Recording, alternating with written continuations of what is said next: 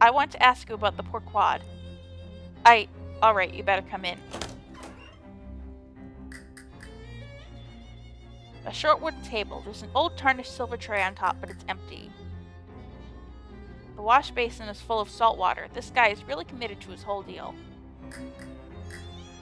If Dirch's career had been more successful, this would be a Commodore's commode. Oh, it's a toilet. Yuck. This cot smells like fitful old man sleep. A shelf full of nautical nonfiction. You are not interested in it. An elderly gray cat nervously washes itself in the corner. Try to pet it.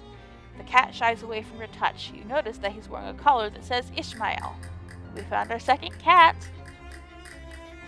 An old gray-bearded man in a sea captain's hat is glaring at you suspiciously. What do you want? Well, I'm from the Ocean City Watchful Eye. You know, the newspaper? Don't trust newspapers, nor newspaper reporters neither. Well, nor otters. Fortunately, I'm only one of those three things. Can I ask you about the poor quad? Ain't nothing to say. Storm blew up unexpected. We hit a funny rock. All hands lost. That was decades ago. Why you bothering me now? Well, it's a slow news day. What was funny about the rock? You ever see a 30-foot black basalt obelisk sticking straight up out of the ocean? Can't say I have. Me neither, and I've been sailing that route for years. So I guess when you said funny, you didn't mean it as in ha-ha. What's with the rocks in your front yard? I ain't know nothing about those, except for the date marker I put. Did they just come with the house? New one pops up every once in a while. What's that got to do with anything? Well, nothing, I guess.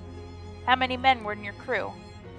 There was Peg-Leg Handsome Jeff and Less Handsome Jeff and Old Barnacle Face. He looks askance at the row of urns. And the other one, so 5. What was the 5th sailor's name? I ain't recall. He was new, just signed on aboard that last voyage. Didn't talk much. Eerie fella to be awful honest. Eerie? Spooky, and that's all I got to say about him. You have a lot of urns? Crew's bodies washed ashore after a time. Didn't figure they'd want to see a burial after what happened, so I had them cremated. Well, except? That 5th feller weren't never found. I ain't recall how that urn got here. He was a member of the crew, right and proper, though, so we got as much right to be there as any of them. Did you ever visit that little cathedral? Sure, used to go and pay my respects once in a while. Back afore my knee started acting up. Got plenty of urns to talk to right here, though. You talk to the urns? Yep. We shoot the breeze, relive old glories and such. You say that like they talk back. They do, and I can see from your face that you don't believe me, so you can ask them yourself, landlubber. I guess I'll have a chat with your urns then. Fine, but if you got any more questions for me, ask them now. I'm tired of all this chit-chat. I'm done asking questions, thanks.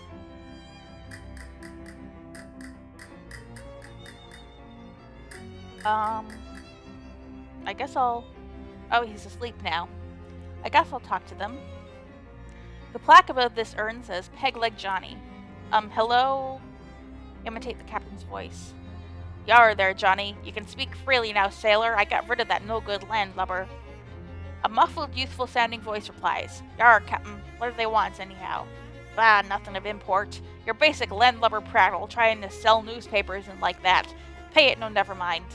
Aye, aye, captain. So, how are things? Oh, no problems, captain. Everything shipshape, haha. Haha. Always happy to chew the sea biscuit with you, though. Sure, let's reminisce about old times. Great. I love hearing your stories of nautical adventure. So, instead of that, why don't you tell me how you got the name Peg-Leg Johnny? Well, it's, because of my leg, right? Got a peg leg? Sure, how'd you get it? I got it because I lost the original leg. I'd assume so, yeah. Yar. But how? Wait, weren't you there when it happened? Time for my nap. Talk to you later. Handsome Jeff. So, how you be doing there, Handsome Jeff? Smooth sailing, Captain. You feel like talking over her old times? Sure, yar, why not? Right then, which particular yarn from your past have you got in your mind? So, actually, let's talk about you. Me. The fellow next to you is less handsome, Jeff. So is this a judgment of your relative appearances literal, or is it more of an ironic reversal sort of deal? Yar. Well, you never... Wait a minute, don't you remember what we actually look like? Oh yes, of course I do. Gotta go, bye. Less handsome Jeff. Anything on your mind, Captain? Well, like what? Oh, well, I don't know. Just if you wanted to wax nostalgic about old times or anything. Alright. Right, so, yar. Yar, uh-huh. Oh, right, those old times, right? Sure, right you are, Captain. Those old times we had together. Yar, we sure did. Many of them. Yar. Anyway, I'm glad we had this talk. Barnacle face? Everything going all right? Aye, Captain, nary a cloud in the sky. Good, great. Are you in a chatting mood? Sure. Yar. Well, you know me, Captain, a man of few words and all. Happy to listen, though. Right. Well, actually, I was wondering about your name there, Thar. Barnacle face? What about it? Well, I was just wondering. I mean, of course I know why, but, if you have any insight into, you've never actually said, that is, you've never asked before, so, I'd have thought you already, yeah, right, yeah, obviously I already, anyway, if you're not comfortable discussing it, that's fine. Okay, yeah, good, yar. Okay, that was a lot of silliness, but we'll talk to the 5th sailor now. So, sailor, how goes it? I'd ask what's new, but, you're not a talkative one, are you, matey? I suppose you never were, come to that. So, well, as you were then. I could do some smokes, Captain. What? Smokes. Smokes as in cigarettes? Aye. What does an urn want with cigarettes? Arr.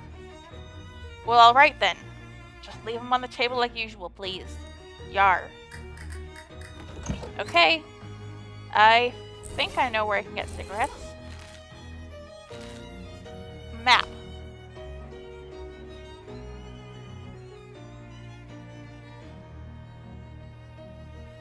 You barely have time to react as the ground shakes and shudders violently without warning, then bursts in a rain of earth as several large, slimy tentacles force their way out of the ground, writhing and twisting and groping at their surroundings.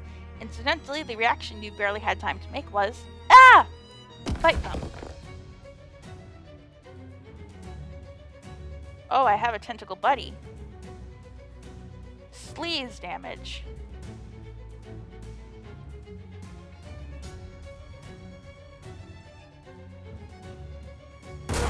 Okay, I hurt myself. And they're all gonna hit me, so I should just focus on one.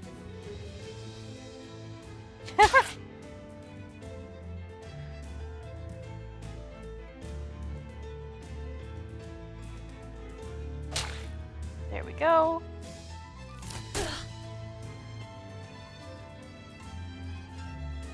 Alright. What's my HP looking like? 19. I can afford to, yeah. I can afford to.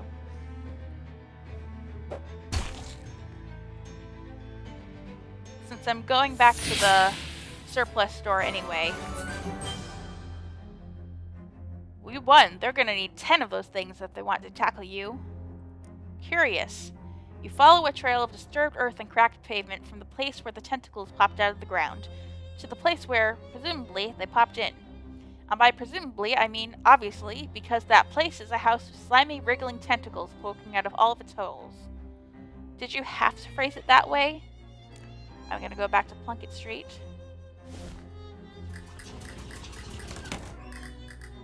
Say hi. Hello, how's the grenade project coming? I threw all 6 of them, and 5 of them blew up in my face. 5 out of 6 isn't too bad. I think I can still sell them.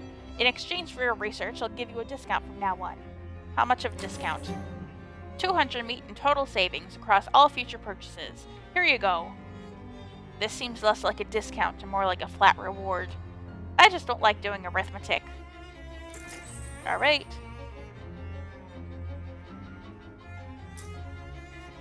I'll buy some cigarettes. And I think I'll buy the gas mask just so that I can, you know, do the whole... What is it? The whole, what am I trying to say? The chest thing. The chest thing. Because it was stench damage I needed. And now, I was not buying these because, I thought I would get them confused with the dubious ones. Why would I buy more? That's weird. Alright, so I have 3 of those. I think that's good. No. I need to go back to Dirt's house with the cigarettes. A fast-talking salesman approaches you and starts his pitch before you can cross the street to avoid them. Absolutely not. Oh, he says, say there, would you like to purchase a set of encyclopedias? I thought you might say that. Understandable. Understandable. But what if I told you this was no ordinary encyclopedia? Do you think that's something you're likely to tell me? So likely as to be certain. Step a little closer, would you? You would. Take a step towards him. He opens his trench coat to reveal a set of dog-eared paperback books. This is no collection of boring facts. This is an encyclopedia of blue humor, a multi-volume collection of lewd and lascivious, a trove of truly tasteless treasures. It's a set of books of dirty jokes? Precisely, and it's yours for the obscenely low price of 200 meat. Surely shocking jokes, complete set. A set of dog-eared paperbacks filled with offensive jokes. Somebody must have carefully assembled this set out of individual volumes found in filthy public bathrooms. Grants an upgradable skill, hurt 'em all, gives sleaze armor. I'll buy it, sure. The man takes your meat and winks at you as he stuffs it into his pocket. Enjoy! He continues to stand there. Aren't we done here? What are you waiting for? I want to watch you read it. Slowly back away from him. Well, now that we're away from him, I'll read it now. The world's sleaziest jokes, called from the world's sleaziest toilet stalls. If you can stomach these, there won't be much left in heaven or earth that can scandalize you. Be shocked. And Pitt the Elder said, "Why, under the wig of a wig, my dear. Huh, wait. Oh no, that's disgusting. It takes a bleep of a lot to make you blush. I have unspent XP. Okay, that's probably a good thing."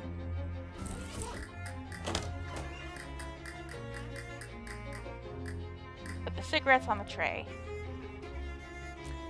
You put the cigarettes on the tray and quickly hatch a plan. Approaching the 5th urn, you put on Captain Dirch's voice again. "Arr, matey, your smokes be upon the table as you wanted." "Appreciate, Captain." Then you hide behind the captain, who's snoring in his chair. After a time, the bookcase slides aside, and an unshaven, shifty-looking guy pokes his head out and glances around surreptitiously. Then he tiptoes over to the table, picks up the pack of cigarettes, and returns to the secret door. The bookcase slides shut behind him. Well, what do you know? There is no one in the urn, it's just some guy.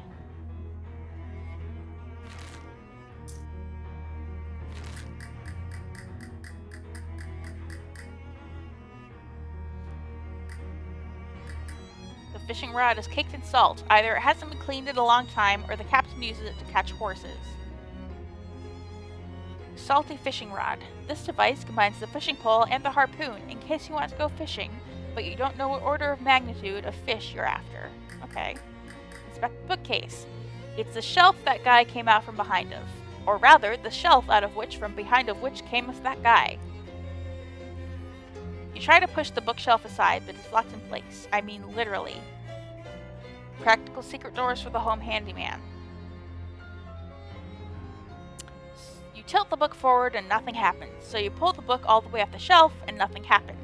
So you flip the book open and start rifling through the pages until you find one with the page corner turned down.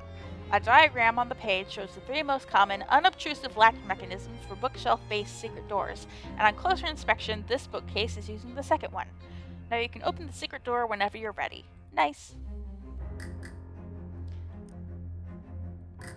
You give a respectful salute to all these dead soldiers. Hey, what are you doing in, Were you seriously about to ask me what I'm doing in here? Yeah, even as I was saying it, it sounded stupid. How did you find me? I hid and watched when you came out for your smokes. Oh, that was you, huh? I thought the captain's voice didn't sound quite right. So what's the deal? Well, basically just what it looks like. It looks like you're hiding in this old man's house to rob him while he sleeps. In that case, it's not at all what it looks like. I'm listening. I'll admit I was planning on robbing him. I figured an old sea captain must have a secret treasure, right? He wasn't a pirate. No, it turned out he's just a lonely old man with nobody to talk to. Except, well, his old sailing buddies. So I started hanging out back here and chatting with him through the wall. He didn't find it strange. He was a little spooked at first, but once I got a handle on how the different voices should sound and learned enough to keep up with the anecdotes, he relaxed. Oh, so he was playing all of the urns. It's nice to have someone to talk to, even if the situation is kind of weird, right? So that's all? You do this just because you feel sorry for him? Yeah, well, I won't pretend I don't like having somewhere to stay rent-free. And his pension from the shipping company is pretty good, and his short-term memory is kind of bad. So he doesn't pay much attention to the fact that he's buying food for 2 people. He's a good guy, and it's an easy life. Don't screw it up for us, okay? Wait, what is it to you anyway? I'm here about the stolen urn. Oh yeah, that was probably a mistake. He mentioned the 5th sailor a few times, so I thought he might like to have the whole crew together, you know? So I lifted a random urn from the little cathedral to fill the spot. It seemed like a good idea at the time. The vicar needs it back. Okay, it'll be weird if it just vanishes though. Can you swap it for another one? The captain doesn't open them, so he won't notice if there's no ashes in it. Fine, I'll see what I can do. Alright. So, I need to find another urn, an empty urn. I don't have anything like that, do I? No, I don't.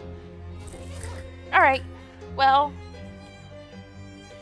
in the meantime, I think, I'll go buy some Snackle Cakes for Marvin. On your way to wherever, you run into a cool guy wearing some cool sunglasses, striding down the avenue. Hey baby, what's happening? Hi. I can see you dig the shades. You've got good taste. I what the what? You like my sunglasses. Oh, gotcha. I don't think anyone calls them shades for at least another 20 years, though. I pride myself on being on the cutting edge. He flips open his coat, showing you rows of sunglasses inside. Care to buy yourself a pair? For you, only 25 meat. When you're wearing these, nobody can see that embarrassing thing your left eye is always doing. I think I'm gonna say no for now. You're lost, baby. See you around.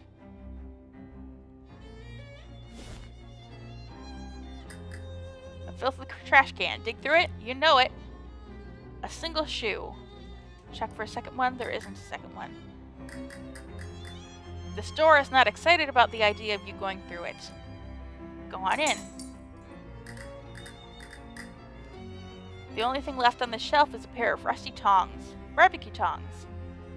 Deals mysticality plus 2 hot damage. Nothing but trash. The register is empty unless you know someone who accepts mouse droppings as currency. You find an old invoice for a shipment from the Snackle Mills factory, which is marked as never having arrived. The factory's address is listed. Okay. An empty shelf, unless... Okay. Even mice will be disappointed with this shelf. The shelf is littered with various pieces of trash. Lip balm.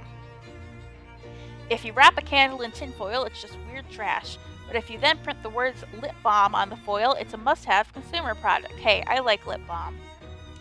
Increases sleaze armor. Have I drunk a potion today? Yes, I have.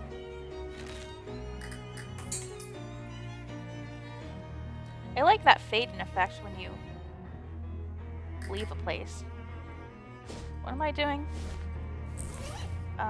Sleeves armor. That might be good if I go to the tentacle house. A bored-looking hobo lounges against the wall of the decrepit building. Hey, hello there. I'm Vivian. Samuel, please. Samuel? I'm looking for Hiram's Grocery. Is this it? Went out of business. When? Couple of months. Have you been standing here the whole time? What are you doing here? Just waiting for... Waiting for? Some work. You're looking for work? Yes, just for... I don't think you're gonna find any work here. Considering that the store is pretty thoroughly closed, I don't think you're gonna find any work here. It doesn't look to me like another store is gonna open here anytime soon. I'll give him some meat. Here, maybe you can take a cab to a different store or something? Well, thank you very kindly. He tips his hat to you and whistles for a passing cab. Good luck. Okay. Let's go right away to the Snackle Mills. You hear a buzzing noise, which is traced to a small swarm of very large mosquitoes drifting lazily around a sewer grate. They can barely stay aloft, they're so inflated with stolen human blood. Dang, this city is really dropping the ball on their public health measures. Do the city hall's job for it. You do some freelance extermination work and pay yourself with a bunch of blood cells you scrape off the bottom of your shoe after you're done. Hematic ichor. This is just the good parts of some blood. This truck is laden with crates of Snackle Cakes, the worst snack food ever developed. Take some. It's a case of Snackle Cakes. They're the chocolate kind, which you never liked. Empty vegetable oil drums. This crate is full of baking soda. The tarp is there to keep the vinegar from getting into it. Weird knobbly rock. The loading dock door is slightly ajar. I can squirm through. This must be either the front door or the back door to the factory. The door doesn't appear to be locked, but it sure doesn't open. On closer inspection, it seems to be rusted shut. Force it open. It looks like the abandoned factory has been occupied by one of Ocean City's various gangs of street hoodlums, namely the Doughboys. They're hanging out here in their leather jackets and white aprons, bragging about their sourdough starters and using rude words like focaccia instead of a brioche. Or they were, until you made that huge racket getting in here. Now they're staring knives at you and also pointing knives at you, and they're bread knives, which are serrated, so you really don't want to get stabbed with one. Whoops. Do some cooking. Ooh, basic foods? I can make foods with this gross stuff.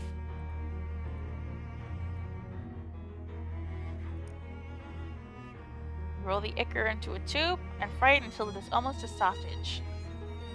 You've only ever heard the words blood sausage. You don't actually know what one is. It's probably this, though. And I'll make some false cheese. You bring the grulch out with some cheesecloth until just the most solid parts of it are left. This is a wedge of stinky cheese, minus the cheese. Okay. What foods do I have now? I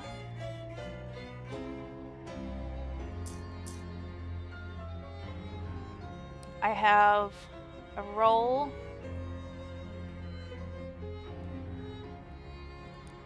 No items.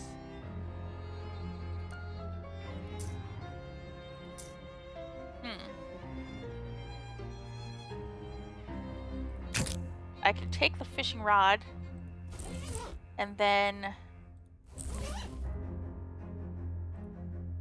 eat the roll. Sure.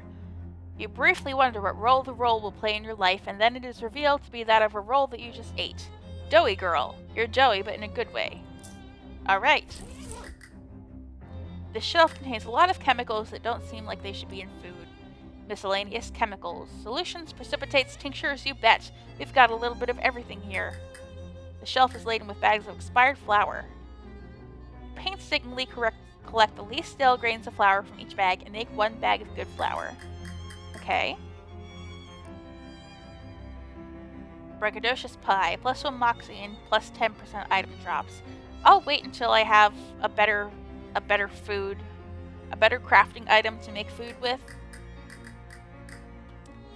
The Doughboys are clearly less aggressive than other street gangs in that they're glaring at you and muttering angrily to each other instead of having already attacked you.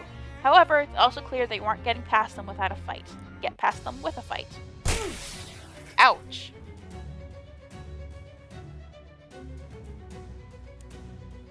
Okay.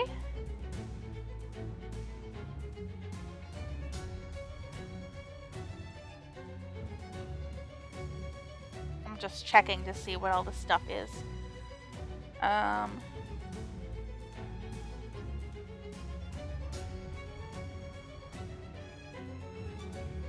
I'll throw something and then swash this guy.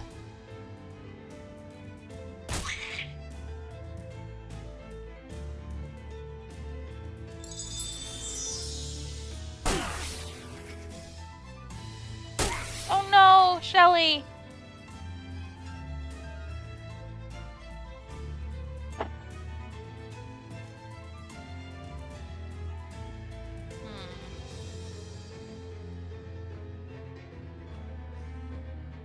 I'll tape her up. Yay. Kill him, or not kill him, dang it.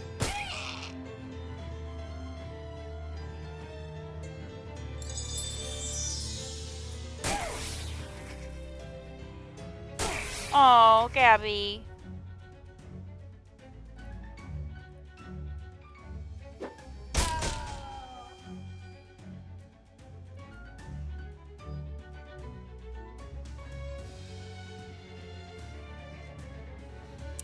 Okay, I can...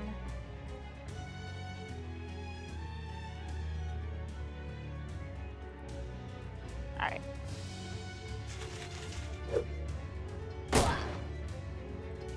I'm less hesitant about using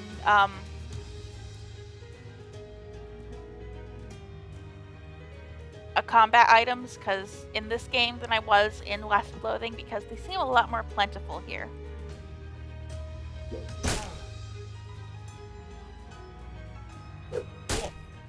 Alright.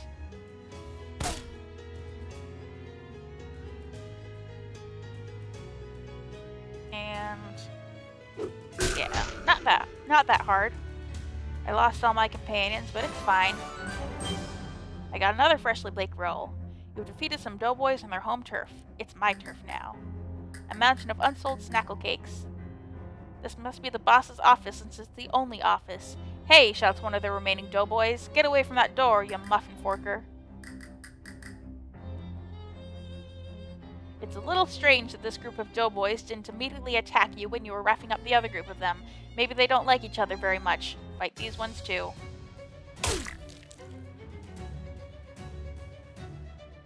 Thank you, Shelly. Okay.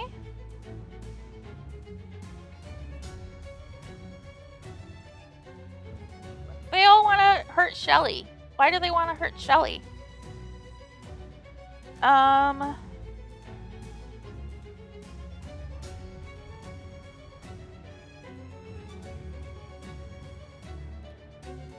I'm just gonna make you hurt me less.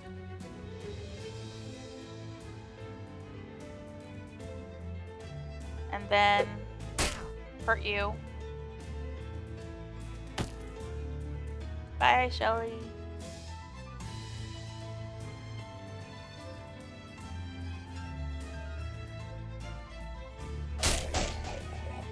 Nice. I like that the enemies have familiars too. That's really cute.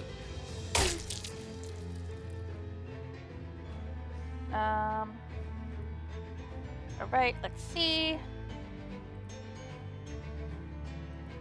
Oh, he wants to reduce Gabby's stats. That's no good. But this guy seems the easiest to get rid of. So Aw, poor Gabby.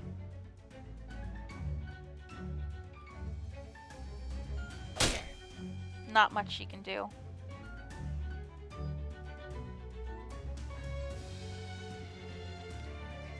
I do 3 damage, and attack him. And he lowers my stats. Great.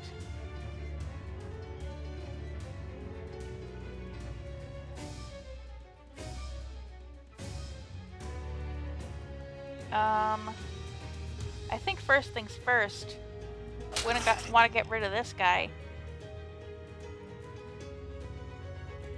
Yeah.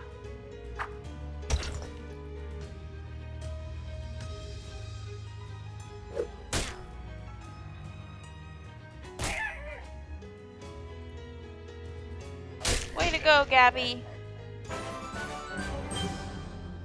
I do bring a lot of heat. They really bet everything on these terrible Snackle Cakes. A huge mound of loose sugar. Hey, hi, hello. Haha, this is fun getting into fights. You like a good fight, Gabby? Yes, there is not usually so many fights around here. What an excitement it is. I noticed you do a lot of slapping. Do you know how to make a fist? A what? Here, look. You curl your fingers in like this and put your thumb over them here. That's a fist. You squeeze that all tight and hit people with these knuckles here. It's more powerful than a slap. Wow, keen as a peach. Gabby's flap slap now deals 3 additional damage. Okay? And I guess we can just bring these cakes to Marvin now. A well-dressed man flags you down. Excuse me there, my good lass. Might you have a match on your person? I'm afraid not. Well, that just won't do. What if you should have cause to set something alight in the future? Here, take one of mine. The man tips his hat to you and scurries off before you can thank him. What a strange exchange. Any luck getting those Snackle Cakes? I'm really jonesing for whatever it is they use for frosting. Yeah, I finally found some. Here you go. Thanks a million. Here, take some meat for the cakes, and also I'll give you some sitting tips. Expert sitter. You're so good at sitting down that you make it look even easier than it normally does. Thanks, Marvin. See you around. Alright.